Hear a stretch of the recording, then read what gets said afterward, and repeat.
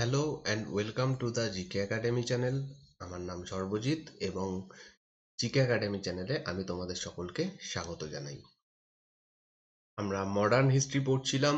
Modern হিস্ট্রিতে spectrum পাবলিকেশনের a brief history of modern India এই বইটার আমি সামারি করছিলাম, তোমাদেরকে এইখান থেকে পড়াচ্ছিলাম এবং এই বইটা মেনলি আমি পড়াচ্ছি এইখান থেকে যে ভিডিওগুলো বানাচ্ছি সেগুলো মেনলি ডাব্লিউবিসিএস পরীক্ষার জন্য।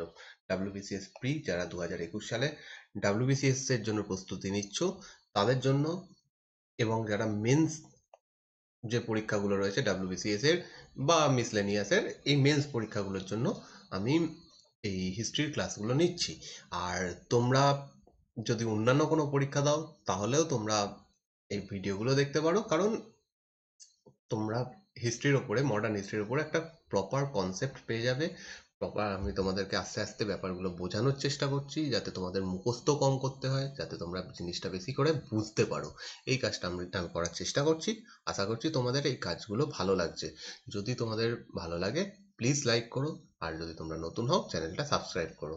যদি তোমাদের কোনো কোশ্চেন থাকে তাহলে এখানে দেওয়া টেলিগ্রাম গ্রুপে জয়েন করে নাও, দিয়ে আমাকে কোশ্চেন করো। আর যদি এই পিডিএফগুলো পেতে চাও তাহলে টেলিগ্রাম যে পেজটা রয়েছে এই চ্যানেলের, সেখানে তোমরা জয়েন করে রাখো। সেখানে আমি ভিডিও নোটিফিকেশন দিয়ে দিই আর এই পিডিএফগুলো দিয়ে দিই, তো তোমরা সেখান থেকে পেয়ে যাবে। আর ফেসবুক পেজ রয়েছে, সেটাও তোমরা করে রাখতে পারো, লাইক করে রাখতে পারো, যাতে এই নোটিফিকেশনটা তোমরা পেয়ে যাও। আর কারণ ইউটিউব থেকে সবসময় নোটিফিকেশন তোমরা নাও পেতে পারো, তো পর পর যে ভিডিওগুলো আমি দিচ্ছি সেগুলো নোটিফিকেশন তোমরা পেয়ে যাবে। তো চলো আজকে আমরা শুরু করব প্রার্থনা সমাজ। শুধু প্রার্থনা সমাজ সম্পর্কে আজকে আমরা পড়বো না, কয়েকটা সমাজ সংস্কার আন্দোলন আমরা আজকে কভার করব। এর আগের দিনের ভিডিওর মাধ্যমে আমি এই সময়ের যে সমাজ সংস্কার আন্দোলনগুলো হয়েছিল সেইগুলো সম্পর্কে শুরু করেছিলাম। রাজা রামমোহন রায় এবং ব্রাহ্ম আন্দোলন সম্পর্কে আমি তোমাদের একটা ক্লাস অলরেডি নিয়ে নিয়েছি। এই চ্যানেলের প্লেলিস্টে গিয়ে তোমরা মডার্ন হিস্ট্রির মধ্যে এগুলো পেয়ে যাবে। আজকে আমরা প্রার্থনা সমাজ দেখব, তাছাড়াও ডিরোজিওর আন্দোলন দেখব, এইরকম কয়েকটা আন্দোলন আজকে দেখব। আজ থেকে আমি এই যে পিডিএফটা মানে এই যে ম্যাটারটা তৈরি করেছি এটার ফরম্যাটে একটু চেঞ্জ করেছি। অনেকে তোমরা বলছিলে যে বাংলাতে তোমাদের নোটসগুলো পেলে ভালো হয়, তো আমি এখানে দেখো বাংলাতেও অ্যাড করেছি। তো আমি এখানে এমনি বাংলাতেই পড়াচ্ছি, তোমাদের বাংলাতেই সমস্ত কিছু বোঝাচ্ছি। তাও যদি তোমাদের কোনো আহ, যাদের যাদের বাংলাতে দরকার তারাও তোমরা বাংলাতে নোটস পেয়ে যাবে। আজকের এই ভিডিও থেকে মডার্ন হিস্ট্রি আমি বাংলাতেও নোটসগুলো অ্যাড করছি, তো তোমরা তোমাদের সুবিধা মতো ভাষাতে তোমরা তোমাদের নোটস বানাতে পারো। তো চলো আজকে আমরা শুরু করবো প্রার্থনা সমাজ দিয়ে। যদি তোমাদের এই কাজগুলো ভালো লাগে প্লিজ একটু লাইক করে সাপোর্ট করো। চলো প্রার্থনা সমাজ সম্পর্কে আমরা আজকে দেখবো। 1867 খ্রিস্টাব্দে কেশবচন্দ্র সেন ইনি বোম্বে যান। আমরা কেশবচন্দ্র সেন সম্পর্কে আগের দিন দেখে এসেছি, তিনি একজন র্যাডিক্যাল মুভমেন্টের সঙ্গে যুক্ত ছিলেন এবং ব্রাহ্ম আন্দোলনের সঙ্গে তিনি ওতপ্রোতভাবে যুক্ত ছিলেন। তো তিনি 1867 খ্রিস্টাব্দে বোম্বে যান এবং এখানে গিয়ে আত্মারাম পান্ডুরঙ্গে, ইনি একজন বোম্বের একজন ব্যক্তিত্ব ছিলেন, একজন সমাজ সংস্কারক ছিলেন, তাকে প্রার্থনা সমাজ প্রতিষ্ঠা করতে হেল্প করেন। In 1867 Keshab Chandra Sen helped Atmaram Pandurang form the Prarthana Samaj in Bombay. তো এটা প্রথম যে দুটো জিনিস আমরা পাচ্ছি, যে এটা কে প্রতিষ্ঠা করেন, কবে প্রতিষ্ঠা হয় এবং এটা কোথায় প্রতিষ্ঠা হয়, এই তিনটে জিনিস আমরা পাচ্ছি। বাংলাতে যে জিনিসটা রয়েছে এক্স্যাক্টলি সেম, আমি আগের যে এখানে যা লেখা রয়েছে সেটাকে শুধু বাংলাতে কনভার্ট করেছি। তোমরা যাদের বাংলাতে দরকার সেটা এখান থেকে নিয়ে নিতে পারো। নেক্সট, মহারাষ্ট্রে ব্রাহ্ম আন্দোলন কিন্তু অনেক আগে থেকে ছড়িয়ে পড়েছিল। ব্রাহ্ম আন্দোলন, যে ব্রাহ্ম মুভমেন্ট সম্পর্কে আমরা আগের দিনের ভিডিওতে দেখেছিলাম, এই আন্দোলন ভারতের একটা বড় জায়গাতে ছড়িয়ে পড়েছিল এবং সেটা সম্ভব হয়েছিল কেশবচন্দ্র সেনের জন্য।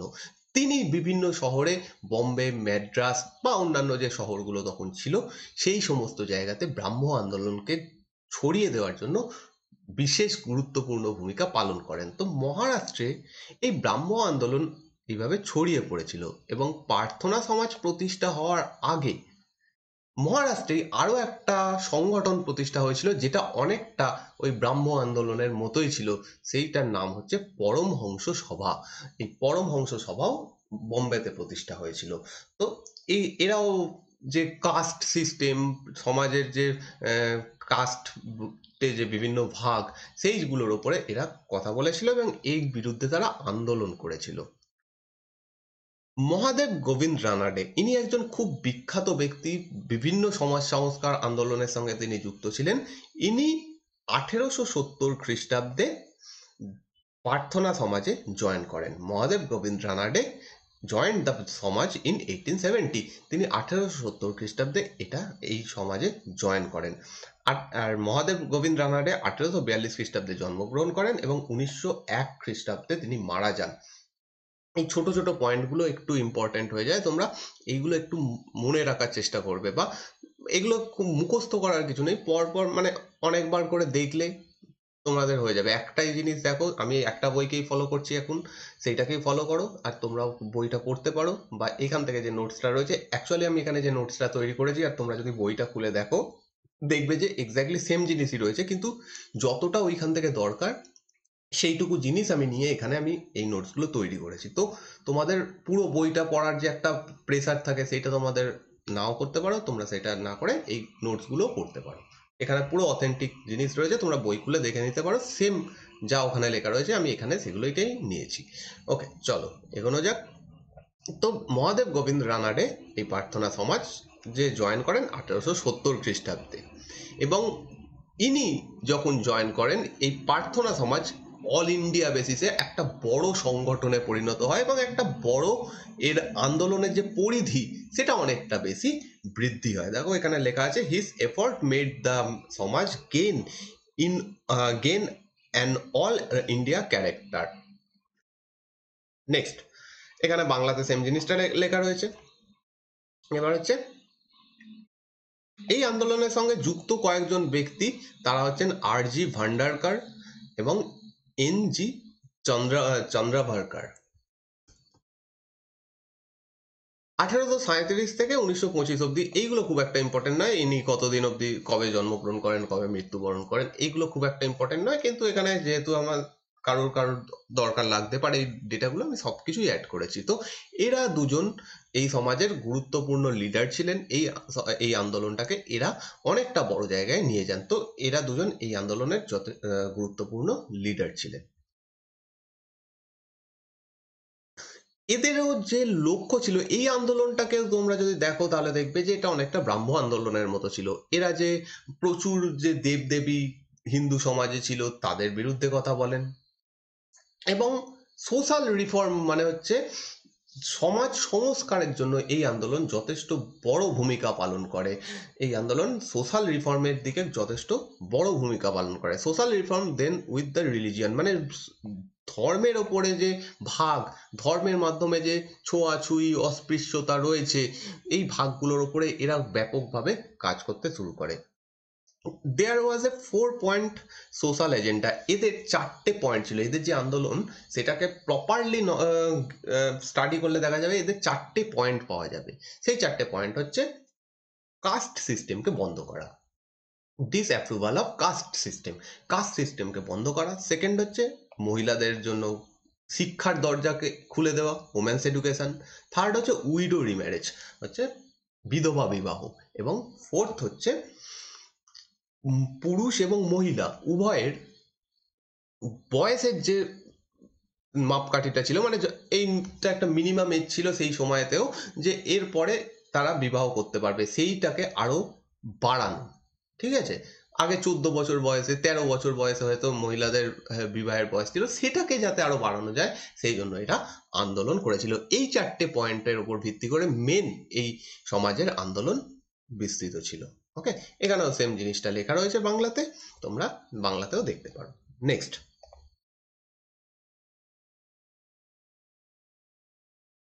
গোবিন্দ রানাডের সঙ্গে আরো দুজন রয়েছেন যারা সোশ্যাল রিফর্মে খুব বড় কাজ করেছিলেন এবং এরাও এই সমাজটার সঙ্গে যুক্ত ছিলেন, এই সভাটার সঙ্গে যুক্ত ছিলেন।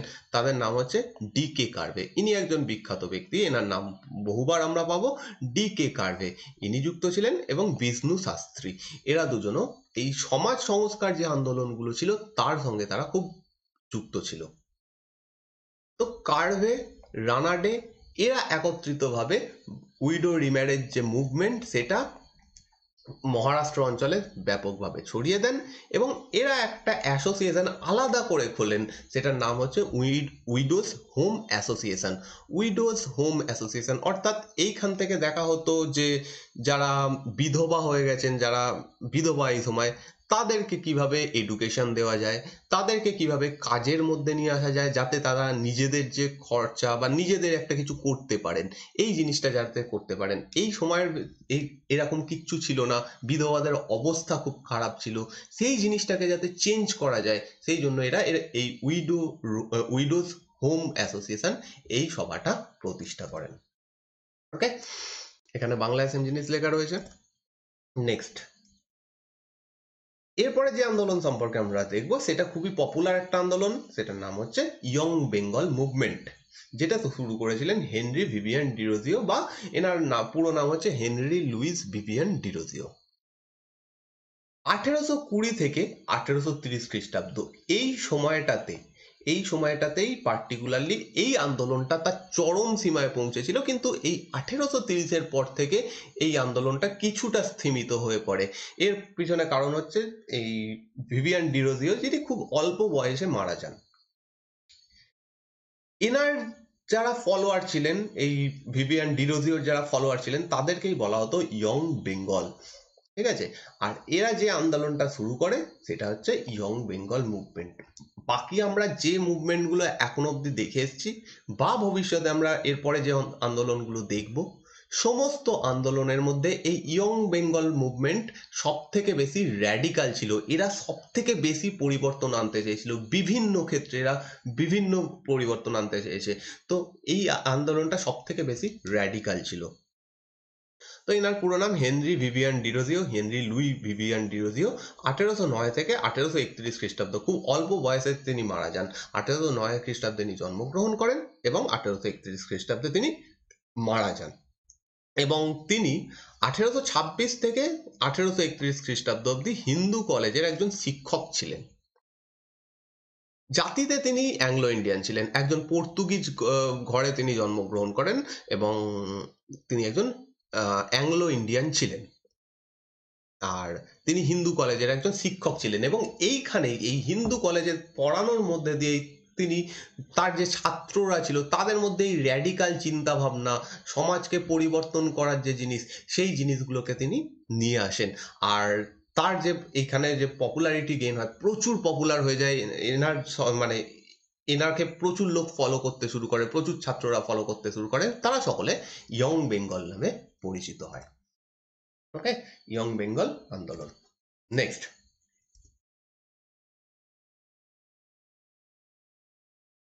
ওকে, নেক্সট বলা হচ্ছে এনার আন্দোলনের মেন যে লক্ষ্য ছিল বা মানে ইনি যে আন্দোলনটা করেছিলেন সেটার মূল ভিত্তি ছিল ফ্রেঞ্চ রেভলিউশন, ফরাসি বিপ্লব। ফরাসি বিপ্লবের যে ইতিহাস ছিল সেই সম্পর্কে তখন এই ডিরোজিও সবাইকে বলতেন, তার ছাত্রদেরকে বোঝাতেন যে তারা কিভাবে বিপ্লব করেছে, বিপ্লব করে একটা যে নতুন কিছু শুরু করেছে, সমাজ বা ধর্ম সমস্ত কিছুতে তারা এগিয়ে গেছে, তারা সমস্ত কিছুতে তাদের নতুন জিনিসটা নিয়ে আসতে পেরেছে, প্লাস তারা এইখান থেকে স্বাধীন একটা চিন্তা ভাবনা করতে শুরু করেছে। সেই জিনিসটাই তিনি তার যে শিষ্যরা ছিল, তার যারা ফলোয়ার ছিল তাদের মধ্যে নিয়ে আসতে চেয়েছিলেন।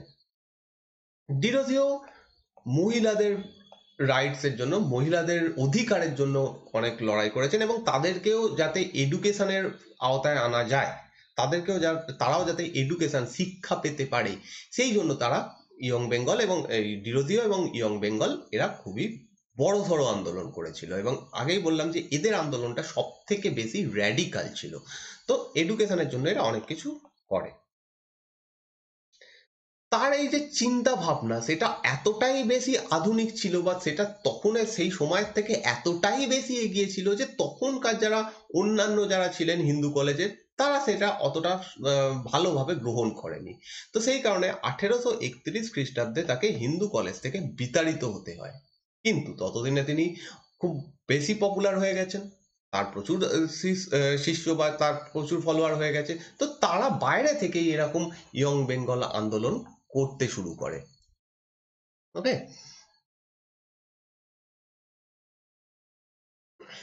নেক্সট, ডিরোজিওর আন্দোলনের মেন যে প্রবলেমটা ছিল সেটা হচ্ছে ডিরোজিওর আন্দোলন ডাইরেক্ট মানুষের সঙ্গে অতটা লিঙ্ক ছিল না। এই আন্দোলনটা মেনলি যারা ছাত্র ছিল, যারা আধুনিক শিক্ষায় শিক্ষিত, তাদের মধ্যেই বেশি ছড়িয়েছিল। মেনলি ছাত্রদের মধ্যে এটা ছড়িয়ে পড়েছিল। সাধারণ মানুষ যাদের কাছে শিক্ষা নেই বা যারা মেনলি সমাজে অত্যাচারিত হয়ে আসছে, তারা যুক্ত হতে পারেনি। এটা হচ্ছে এই আন্দোলনের সব থেকে বড় প্রবলেম ছিল। সেকেন্ড প্রবলেম হচ্ছে এটা অনেকটা বুকিস ছিল। অর্থাৎ বুকিস মানে কি, পাঠ্যপুস্তকে যে জিনিসগুলো রয়েছে, এরা ফ্রেঞ্চ রেভলিউশন সম্পর্কে পড়াশোনা করছে, তাই জন্য এরা এই আন্দোলন করছে। কিন্তু অ্যাকচুয়ালি ফিল্ডে এসে যে আন্দোলন, যেটাকে বলা যেতে পারে যে সাধারণ মানুষের জন্য আন্দোলন, সেটা কিন্তু এই আন্দোলনের ক্যারেক্টার ছিল না। যার ফলে এই আন্দোলনটা যতটা দ্রুত উত্থান লাভ করেছিল ডিরোজিওর মৃত্যুর সাথে সাথে, এই আন্দোলনটা ততটা তাড়াতাড়ি পড়ে যায়। এবং সমস্ত কিছু ছেড়ে দিয়ে, এগুলো অবশ্যই নেগেটিভ একটা ব্যাপার ছিল, মানে এই আন্দোলনের একটা নেগেটিভ দিকও ছিল, কিন্তু এই আন্দোলনকে রামমোহন রায়ের পরবর্তী যে উত্তরসূরি বলা যেতে পারে, রামমোহন রায় যে আন্দোলনটা ভারতে শুরু করে গেছিলেন, তাকে আমরা ভারতের প্রথম আধুনিক মানুষ বলি। তার আন্দোলনের পুরোধা হচ্ছে, মানে তার আন্দোলনকে আরো এগিয়ে নিয়ে গেছে এই ডিরোজিওর আন্দোলন। এদের আন্দোলনের মেন যে জিনিসগুলো ছিল আগেই বলে, একটু আগে বললাম, তাছাড়াও যে জিনিসগুলো ছিল সেগুলো হচ্ছে এই সময় যারা উচ্চ বর্ণের ছিল তাদেরকে চাকরিতে নিয়োগ করা হতো। সেই জিনিসটার উপর এরা কথা বলতে শুরু করে এবং আন্দোলন করতে শুরু করে যে না, গ্রেড এই দিয়ে হবে না, উচ্চ বর্ণ সে চাকরি পাবে কেন, নিম্ন বর্ণও পেতে পারে। তো এদের এদের আন্দোলনের এটাও লক্ষ্য ছিল। জমিদাররা এই সময় খুব অত্যাচার করতো, বিশেষত যে জমিদাররা ইংরেজদের একটা সাপোর্টার ছিল, সেই জমিদাররা কৃষকদের উপর খুব অত্যাচার করত। তাদের বিরুদ্ধে এরা আন্দোলন করেছিল, সেই জমিদারদের বিরুদ্ধে।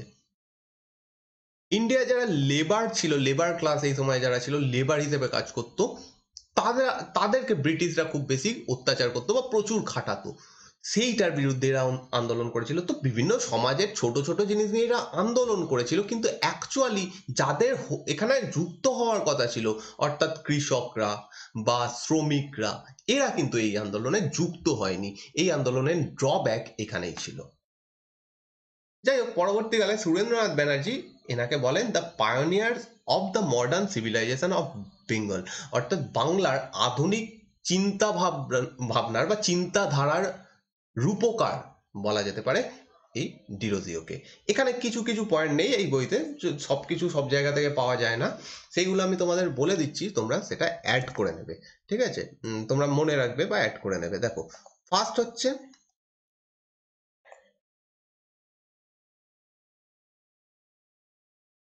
এরা পার্থেনান বলে একটা পত্রিকা প্রকাশিত করেছিল। ঠিক আছে, পার্থেনান পার্থেনান বলে একটা পত্রিকা এরা প্রকাশিত করেছিল, এই ইয়ং বেঙ্গল যারা গ্রুপে ছিল তারা। সেকেন্ড হচ্ছে এরা, আচ্ছা, এই পার্থেনান পত্রিকাটা কবে থেকে প্রকাশিত হয় যদি প্রশ্ন করা হয়, তাহলে হবে হচ্ছে 1829 খ্রিস্টাব্দ থেকে। ওকে, 1829 থেকে, এটা মনে রাখবে। সেকেন্ড হচ্ছে 1827 খ্রিস্টাব্দের একটা ঘটনা, এর আগের ঘটনা তাই আগে লিখছি 1827। 1827 খ্রিস্টাব্দে এরা একটা অ্যাসোসিয়েশন গড়ে তোলে, একটা সভা গড়ে তোলে, যার নাম হচ্ছে একাডেমিক অ্যাসোসিয়েশন। ওকে, একাডেমিক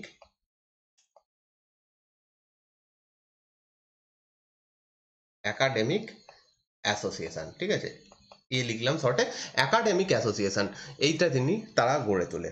ঠিক আছে, এখানে অ্যাকচুয়ালি বিতর্ক সভা ছিল এটা, এখানে বিভিন্ন মানুষ জয়েন করতো, দিয়ে তারা তাদের বিভিন্ন সমাজের যে বিষয়গুলো রয়েছে সেই সম্পর্কে আলোচনা করতো, যেটা তর্ক সভা বা বিতর্ক সভা বলা হয়, এরকম কাজ তারা করেছিল। আর আরো একটা পার্থেনন ছাড়াও আরো একটা পত্রিকা এরা প্রকাশ করে, যারটার নাম হচ্ছে ক্যালিডোস্কোপ। ওকে, ক্যালিডোস্কোপ, এই ক্যালিডোস্কোপ পত্রিকাটাও এই ইয়ং বেঙ্গল গ্রুপ প্রকাশিত করে। এই তিনটে পয়েন্ট তোমরা একটু মনে রাখবে, এখানে এটা নেই, মানে স্পেকট্রামে এটা দেওয়া হয়নি, তো অন্যান্য জায়গা থেকেও কিছু জানা দরকার, যেগুলো থেকে পরীক্ষায় প্রশ্ন আসতে পারে, সেই জন্য। নেক্সট, এখানে বাংলাতে লেখা রয়েছে, আমরা ঈশ্বরচন্দ্র বিদ্যাসাগরের সম্পর্কে একটু জানবো। ইনিও ভারতের একজন অসামান্য ব্যক্তিত্ব ছিলেন, তিনি প্রচুর কাজ করেছিলেন ভারতের সমাজের জন্য। এনাকে বলা হয় blend of the Indian and western thought, অর্থাৎ এনার মধ্যে, এনার যে চিন্তা ভাবনাটা ছিল তার মধ্যে যেমন প্রাচ্য যে সমাজ সংস্কৃতি এর একটা প্রভাব ছিল, আর পাশ্চাত্য যে আধুনিকীকরণ, পাশ্চাত্য শিক্ষা, এটারও একটা মিশ্রণ ছিল। দুটোর মিশ্রণ খুব কম মানুষের মধ্যে দেখা যায়। কেউ হয়তো পুরোপুরি পাশ্চাত্য শিক্ষায় শিক্ষিত হন বা পাশ্চাত্য ধ্যান ধারণায় তিনি নিজেকে এ করেছেন, এই সময় আমরা দেখেছি বা দেখব।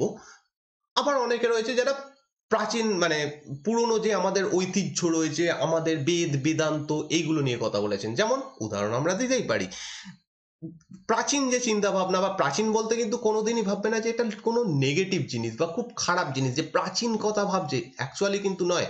আমাদের প্রাচীন যথেষ্ট বেশি সমৃদ্ধ, আমাদের এখানেই থেকেই বিজ্ঞানের অনেক বেশি আবিষ্কার হয়েছে, অনেক কিছু আমরা প্রাচীনকালে করেছি, যেটা মাঝখানে কিছুটা সময় বন্ধ হয়ে গেছিল। তো আমাদের উচিত আমাদের প্রাচীন জিনিসগুলোকে নিয়ে গর্ব করা। আমাদের এখানেই বেদ লেখা হয়েছে, আমাদের এখানেই যে শূন্যর আবিষ্কার, থিওরি অফ রিলেটিভিটি, এই সমস্তগুলো হয়েছে আমাদের এখানে। খুব বড় বড় রুলাররা ছিলেন যারা পুরো বড় একটা সাম্রাজ্য করে তুলতে পেরেছিলেন, এদের সম্পর্কে জানার দরকার রয়েছে। এই রকম কথা কে বলতেন? দয়ানন্দ সরস্বতী। তিনি এরকম প্রাচ্যকে বড় করে দেখতেন, তিনি এইগুলোকে মহান করে দেখতেন, মানে এইগুলোকে সকলকে বলার চেষ্টা করতেন যে আমাদের অতীত কতটা গর্বের। আবার পাশ্চাত্য পুরোপুরি দেখতে চেয়েছেন, তিনি হচ্ছেন রাজা রামমোহন রায়। তিনি কিন্তু, হ্যাঁ, তিনিও বলেছেন যে প্রাচ্য, মানে আমাদের প্রাচীন যে জিনিসটা রয়েছে সেটা ভালো, অবশ্যই বলেছেন, কিন্তু তিনি সমাজে অ্যাকচুয়ালি প্রচার কি করতে চেয়েছিলেন, যে পাশ্চাত্য যে শিক্ষা ব্যবস্থা, ইতিহাস, ভূগোল, বিজ্ঞান, এইগুলোকে জানা। দুজনের দুজনের ক্ষেত্রেই কিন্তু দুজনেই ঠিক, দুজনেই যেটা বলতে চেয়েছেন দুটোতেই ঠিক। দুজনেই কিন্তু বলতে চেয়েছেন যে আমাদের বিজ্ঞান, ইতিহাস, ভূগোল এইগুলো পড়তে হবে, আমাদের ধর্মশাস্ত্র পড়ে কোনো লাভ হবে না, সেটার থেকে আমরা কিছু জানতে পারবো না, মানে কিছু জানতে পারবো না, আই মিন মানে যে বিজ্ঞান, ভূগোল, এই জিনিসগুলো জানতে পারবো না। ধর্মশাস্ত্রেরও একটা ভূমিকা রয়েছে, সবাইকে ধর্মশাস্ত্র পড়া উচিত, যে যার, শুধুমাত্র এরম নয় যে আমি হিন্দু ধর্ম বলে হিন্দু ধর্মের বই পড়বো, ইসলাম ধর্মের পড়বো না। সব ধর্মশাস্ত্র পড়া উচিত, সবারই উচিত, তার থেকেও প্রচুর কিছু জানা যায়। কিন্তু এইখানেই সীমাবদ্ধ থাকলে হবে না, আমাদেরকে বিজ্ঞান জানতে হবে, আমাদেরকে ভূগোল জানতে হবে, আমাদেরকে ইতিহাস জানতে হবে, সমস্ত কিছু জানতে হবে। তো দুজন দু রকমের মতো করে বলেছেন, কিন্তু ঈশ্বরচন্দ্র বিদ্যাসাগর এমন একজন ব্যক্তি যার মধ্যে এই দুটোর সমান মিশ্রণ ছিল। তিনি দুটোকে মিশিয়ে একটা সুন্দর জিনিস আমাদের সামনে তুলে দিয়ে গেছেন। তো তাই জন্য তাকে বলা হয় blend of Indian and western thought. Okay, next, আমার এখানে বাংলাতে লেখা রয়েছে, তোমরা বাংলাতে দেখতে পারো। নেক্সট, 1850 খ্রিস্টাব্দে তিনি সংস্কৃত কলেজের প্রিন্সিপাল হিসেবে নিযুক্ত হন, এবং সংস্কৃত কলেজের তখন ব্যাপার ছিল যে শুধুমাত্র যারা ব্রাহ্মণ তারাই সেখানে পড়তে পারত। এই জিনিসটাকে বিদ্যাসাগর, ঈশ্বরচন্দ্র বিদ্যাসাগর সেটাকে ভঙ্গ করার চেষ্টা করেন, বা করেনও তিনি। তিনি সকলের জন্য সংস্কৃত কলেজের দ্বার খুলে দেন, অর্থাৎ এইখান থেকে যারা নন ব্রাহ্মণ, যারা ব্রাহ্মণ নয়, তারাও এখানে শিক্ষা পেতে পারবে। তিনি সংস্কৃত কলেজে ওয়েস্টার্ন এডুকেশন চালু করেছিলেন, তখন সেখানে শুধুমাত্র সংস্কৃত পড়ানো হতো। এনার সময় থেকে এখানে পাশ্চাত্য শিক্ষাও তিনি এখানে চালু করেছিলেন, অর্থাৎ সংস্কৃত পড়বে, সংস্কৃতের ধর্মশাস্ত্রও পড়বে বা সংস্কৃতের গ্রন্থও পড়বে, প্লাস তোমাদেরকে যে আধুনিক যে চিন্তা ভাবনা সেইগুলোকেও পড়ানো হবে। এই জিনিসটা তিনি সংস্কৃত কলেজে তৈরি করেন। এছাড়াও সংস্কৃত ভাষাতে যাতে নতুন রকমের বা নতুনভাবে আধুনিকভাবে পড়া যায় সেই রকম চিন্তাভাবনা তিনি করেছিলেন, নতুন মেথড তিনি চালু করেছিলেন। এছাড়া তিনি নিজে নতুন প্রোজ স্টাইল, প্রোজ মানে হচ্ছে গদ্য, তো গদ্যের নতুন ফর্ম তিনি চালু করেছিলেন। বিদ্যাসাগরের সব থেকে বড় যে কীর্তি সেটা হচ্ছে উইডো রিম্যারেজ, অর্থাৎ বিধবা বিবাহ। তিনি এইটার সাপোর্টের জন্য একটা বড় আন্দোলন শুরু করেন এবং এনার আন্দোলনের মাধ্যমে পরবর্তীকালে এই বিধবা বিবাহ মানে চালু হয়ে যায়, অর্থাৎ এবার থেকে বিধবাদেরও বিবাহ হওয়ার যে অধিকার সেটা আইনের মাধ্যমে পাস হয়। এবং এই আইনটার নাম হচ্ছে the Hindu widow remarriage act 1856। এটা হচ্ছে পুরো আইনটার নাম, যে আইনটা পাস করে এই যে ব্যাপারটা সেটা চালু করা হয় সমাজে, the Hindu widow remarriage act 1856। এটা পাস হয় 16ই জুলাই 1856 খ্রিস্টাব্দে, এবং এই সময় যিনি গভর্নর জেনারেল ছিলেন তার নাম হচ্ছে লর্ড ক্যানিং। দেখো 1857 পর থেকে মানে তাকে ভাইসরয় বলা হবে, এখনো ভাইসরয় সিস্টেম আসেনি, তো তাই জন্য গভর্নর জেনারেল লর্ড ক্যানিং এখানে গভর্নর জেনারেল ছিলেন। আর অ্যাকচুয়ালি এই আইনটা বলবৎ হয় 26শে জুলাই 1856 থেকে, যদিও এই সালটা মনে রাখতে হবে না, এইটা মনে রাখতে হবে কবে এই আইনটা পাস হয়, 16ই জুলাই 1856। এছাড়া তিনি চাইল্ড ম্যারেজ অর্থাৎ বাল্যবিবাহ এবং পলিগ্যামি মানে হচ্ছে বহু বিবাহ, এই দুটো জিনিসের উপরে আন্দোলন করেছিলেন। তিনি বলেছিলেন যে পুরুষদের বহু বিবাহ করা নিষেধ করতে হবে, এটা বন্ধ করতে হবে। আর তখনকার দিনে বাচ্চাদের খুব অল্প বয়সে বিবাহ দিয়ে দেওয়া হতো, 9 বছর 10 বছর এরকম সময়েও, তারও কমে হয়তো বিবাহ দিয়ে দেওয়া হতো, সেইটা বন্ধ করতে হবে। একটা নর্মাল একটা মিনিমাম এজ থাকা দরকার, এটা তিনি করে গেছিলেন। আর আরো একটা তার খুব বড় কৃতিত্ব, তিনি মহিলাদের শিক্ষার জন্য গুরুত্বপূর্ণ কাজ করে গেছিলেন। প্রচুর স্কুল তিনি তৈরি করেছিলেন। তিনি যখন ইন্সপেক্টর ছিলেন, তিনি একসময় ব্রিটিশদের হয়েও কাজ করেছিলেন, অবশ্যই তার নিজের মতো করে ভালো করার জন্য কাজ করেছিলেন। কি হিসেবে ছিলেন? তিনি একজন ইন্সপেক্টর ছিলেন, স্কুল পরিদর্শক ছিলেন।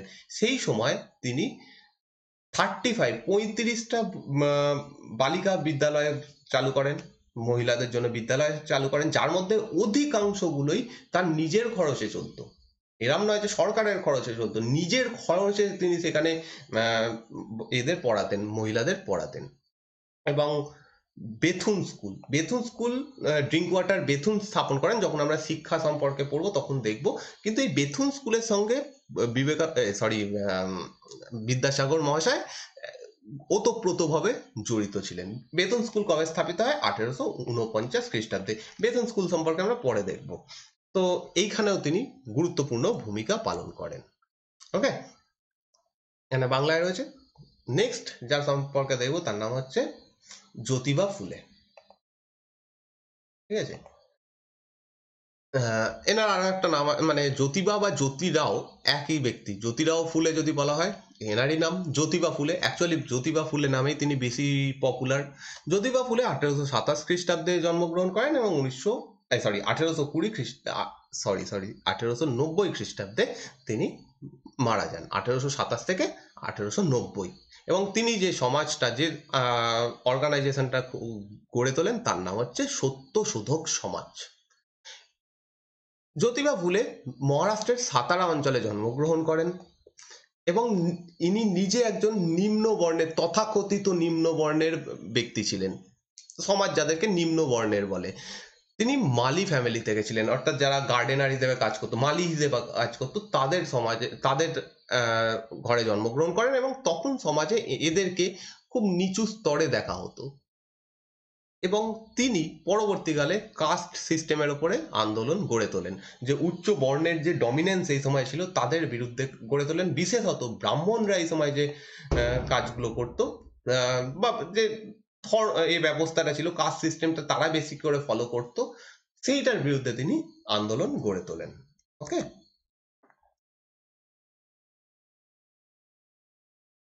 আচ্ছা, এখানে একটা গন্ডগোল হয়ে গেছে, যেটা এরপর একটা ইংরাজিতে থাকার কথা ছিল, যেটা ডিলিট হয়ে গেছে কোনো কারণে। তো তোমরা, এটা আমি বাংলা থেকেই বলে দিচ্ছি। জ্যোতিবা ফুলে 1873 খ্রিস্টাব্দে সত্যশোধক সমাজ এটা প্রতিষ্ঠা করেন। এটা ইংলিশে ছিল, সেটা পেজটা ডিলিট হয়ে গেছে কোনো কারণে। বুঝতেই পারছো এই পুরো ব্যাপারটা করতে একটু মানে এটা তৈরি করতে অনেকটা প্রবলেম হয়ে যায় বাংলা ইংলিশে এরকম ভাবে।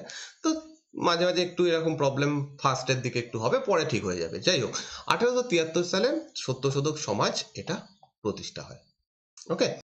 জ্যোতিবা ফুলে লিঙ্গ সমতার আদর্শে বিশ্বাসী ছিলেন, অর্থাৎ তিনি মনে করতেন পুরুষ এবং স্ত্রী সকলেরই সমান অধিকার রয়েছে, তারা সমান কাজ করতে পারে। এবং তার এই কাজে সব থেকে বড় সাপোর্টার এবং তার সঙ্গে কাজ করেছেন যিনি, তার নাম হচ্ছে সাবিত্রীবাই ফুলে, তার স্ত্রী।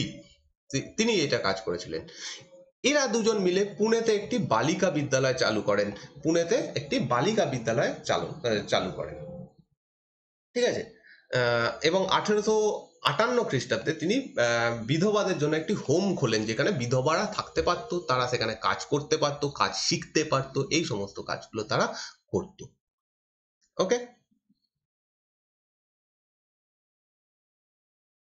এনারা এখানে যে স্কুলটা খোলেন, এই বালিকা বিদ্যালয়, এটা পুনের প্রথম বালিকা বিদ্যালয় ছিল, এটাও ইম্পর্টেন্ট। আর জ্যোতিবা ফুলে একটি গ্রন্থ রচনা করেন, যে গ্রন্থটা খুব ইম্পর্টেন্ট, নামটা মনে রাখতে হবে, সেটা হচ্ছে গুলামগিরি। এই গুলামগিরিটা অবশ্যই মনে রাখতে হবে। এই গ্রন্থটা রচনা করেন জ্যোতিবা ফুলে। নেক্সট আমরা যার সম্পর্কে দেখব তার নাম হচ্ছে গোপাল হরি দেশমুখ, যিনি আর একটা নামে পরিচিত ছিলেন, সেটা হচ্ছে লোকহিতবাদী। লোকহিতবাদী এই নামটা ইম্পর্টেন্ট। ইনিও মহারাষ্ট্রের একজন সমাজ সংস্কারক ছিলেন।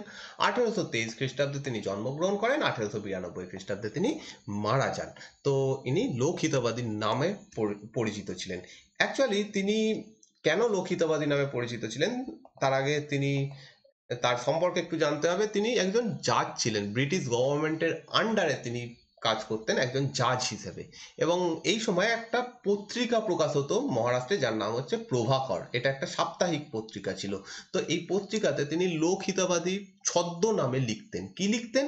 সমাজের রিফর্ম সম্পর্কে, সমাজের যে খারাপ খারাপ জিনিসগুলো রয়েছে সেইগুলোর বিরুদ্ধে তিনি এই লোকহিতবাদী ছদ্ম নাম নিয়ে লিখতেন। তো সেইখান থেকেই তার নাম লোকহিতবাদী হয়ে যায়। এরপরে তিনি হিতেশু বলে একটি সংবাদপত্র প্রকাশ করেন, হিতেশু, যেটা সাপ্তাহিক পত্রিকা ছিল। এবং এছাড়াও জ্ঞান প্রকাশ, ইন্দু প্রকাশ এবং লোকহিতবাদী, এই সমস্ত গুলো তিনি লিখতে শুরু করেন, মানে এইগুলো তিনি প্রকাশিত করেন। জ্ঞান প্রকাশ, ইন্দু প্রকাশ এবং লোকহিতবাদী প্রত্যেকটাই সঙ্গে ইনি যুক্ত ছিলেন। ওকে। নেক্সট হচ্ছে গোপাল গণেশ আগারকার। ইনি 1856 খ্রিস্টাব্দে জন্মগ্রহণ করেন এবং 1895 খ্রিস্টাব্দে মারা যান। ইনিও একজন শিক্ষাবিদ ছিলেন এবং একজন সোশ্যাল রিফর্মার, মানে হচ্ছে সমাজ সংস্কারক ছিলেন। এবং ইনিও মহারাষ্ট্র থেকে ছিলেন। ওকে, মহারাষ্ট্র থেকে ছিলেন। এনার বিখ্যাত কাজ, যেটার জন্য তিনি ইতিহাসে বিখ্যাত হয়ে আছেন, সেটা হচ্ছে ডেকান এডুকেশন সোসাইটি আর হচ্ছে ফার্গুসন কলেজ। এই দুটোর প্রতিষ্ঠাতেই তার গুরুত্বপূর্ণ বা মুখ্য ভূমিকা ছিল। ডেকান এডুকেশন সোসাইটি এবং হচ্ছে ফার্গুসন কলেজ, এই দুটো খুব ইম্পর্টেন্ট নাম। এই দুটোর প্রতিষ্ঠার ক্ষেত্রে তিনি যুক্ত ছিলেন। এছাড়াও আরো একটা, এগুলো অ্যাকচুয়ালি কি ছিল, এগুলো স্কুল বা কলেজ, বুঝতেই পারছো, ফার্গুসন কলেজ শিক্ষা প্রতিষ্ঠান ছিল। নিউ ইংলিশ স্কুল এটাও তিনি প্রতিষ্ঠা করেন এবং তিনি নিজে এই ফার্গুসন কলেজের প্রিন্সিপাল ছিলেন। ঠিক আছে। এই গোপাল গণেশ আগারকার এইগুলোর প্রতিষ্ঠা করেন। ওকে। বাল গঙ্গাধর তিলক যে কেসরি বলে যে পত্রিকাটা প্রকাশ করতেন, সেই পত্রিকার প্রথম এডিটর ছিলেন ইনি গোপাল গণেশ আগারকার। প্রথম এডিটর ছিলেন। ঠিক আছে, সম্পাদক, বাংলায় হচ্ছে সম্পাদক ছিলেন। এবং পরবর্তীকালে তিনি নিজে একটা পত্রিকা প্রকাশ করেন যার নাম হচ্ছে সুধারক। এটা খুব ইম্পর্টেন্ট, এই জিনিসগুলো যেগুলো আমি নীল দিয়ে এখানে মার্ক করেছি, কারণ মার্ক করার কারণ হচ্ছে এগুলো ইম্পর্টেন্ট বলে। ঠিক আছে। তো সুধারক বলে তিনি একটা পত্রিকা এখানে প্রকাশ করতে থাকেন এবং এই সুধারক পত্রিকা মেনলি আনটাচেবিলিটি অর্থাৎ অস্পৃশ্যতা এবং কাস্ট সিস্টেম, জাতিভেদ প্রথা এইগুলোর ওপরে কাজ করেছিল, এইগুলোর বিরুদ্ধে কথা বলেছিল, মানুষকে জাগ্রত করেছিল। ওকে, তো এরপরে হচ্ছে সার্ভেন্ট অফ ইন্ডিয়া সোসাইটি, এটা হচ্ছে আজকে লাস্ট। একটু ভিডিওটা বড় হয়ে গেল, কিন্তু কিছু করার নেই, আমাদেরকে কমপ্লিট করতে হবে, তাই জন্য। গোপাল কৃষ্ণ গোখলে, জি কে গোখলে খুব বিখ্যাত একজন নাম, কারণ অন্য একটা কারণে ইনি বিখ্যাত হয়ে রয়েছেন, কারণ মহাত্মা গান্ধীর যিনি রাজনৈতিক গুরু বলা হয়, তিনি এই গোপাল কৃষ্ণ গোখলে, ইনি হচ্ছেন মহাত্মা গান্ধীর রাজনৈতিক গুরু ছিলেন। তো 1866 খ্রিস্টাব্দে ইনি জন্মগ্রহণ করেন এবং 1915 খ্রিস্টাব্দে ইনি মারা যান, 1866 থেকে 1915। এবং ইনি যখন ছিলেন তখন কংগ্রেস প্রতিষ্ঠা হয়ে গেছে এবং কংগ্রেসের একজন লিবারাল লিডার ছিলেন। লিবারাল বলতে যারা নরমপন্থী আন্দোলনের সঙ্গে যুক্ত ছিল তাদেরকে লিবারাল লিডার বলা হচ্ছে, মানে ইংরেজিতে তাদেরকে লিবারাল বলা হয়। তো তিনি কংগ্রেসের একজন নরমপন্থী আন্দোলন ছিলেন এবং ইনি এমজি রানাডেকে এই বিভিন্ন সমাজ সংস্কার আন্দোলনে সাহায্য করেছিলেন। তো ইনি এই সার্ভেন্ট অফ ইন্ডিয়া সোসাইটি, যেটা এটা নীল ব্লু মার্ক করা হয়নি, একটু মার্ক করে নেবে, যে সার্ভেন্ট অফ ইন্ডিয়া সোসাইটি এই সোসাইটিটা, এটা একটা অর্গানাইজেশন ছিল, এটা 1905 খ্রিস্টাব্দে প্রতিষ্ঠা করেন এবং এইটাতে তিনি এই এই সার্ভেন্ট অফ ইন্ডিয়া সোসাইটি এইটা তৈরিতেও এমজি রানাডে তাকে হেল্প করেছিল। তো এমজি রানাডে এবং গোপাল কৃষ্ণ গোখলে এরা দুজন মিলে অনেক সমাজ সংস্কার আন্দোলন একত্রিতভাবে করেছিলেন এবং এই সার্ভেন্ট অফ ইন্ডিয়া সোসাইটি এটাও তাদের দুজনের একত্রিত একটা প্রয়াস। 1911 খ্রিস্টাব্দে তিনি একটা পত্রিকা প্রকাশ করেন যেটার নাম হচ্ছে হিতবেদা, ঠিক আছে, হিতবেদা। আর 1911 খ্রিস্টাব্দে এটা প্রকাশিত হতে থাকে। ওকে, তো এই হচ্ছে আজকের পুরো ভিডিও। তোমাদের যদি ভালো লাগে, আমি যে নতুনভাবে এটা করছি, বাংলা দিচ্ছি, তাতে যদি তোমাদের ভালো লাগে তাহলে জানিও, তাহলে আমি এরমভাবে কন্টিনিউ করব, নয়তো যেটা আগে ছিল সেভাবে তোমরা যেরকম বলবে সেরকম হবে। আমি কমেন্টে আমি আশা করছি তোমরা অ্যান্সার দেবে। আর যদি ভালো লাগে অবশ্যই লাইক করো। এই ভিডিওটা এই অবধি থাকছে, নেক্সট দিন আমরা আবার কয়েকটা সংস্কার আন্দোলন দেখব। তো thank you for watching this video.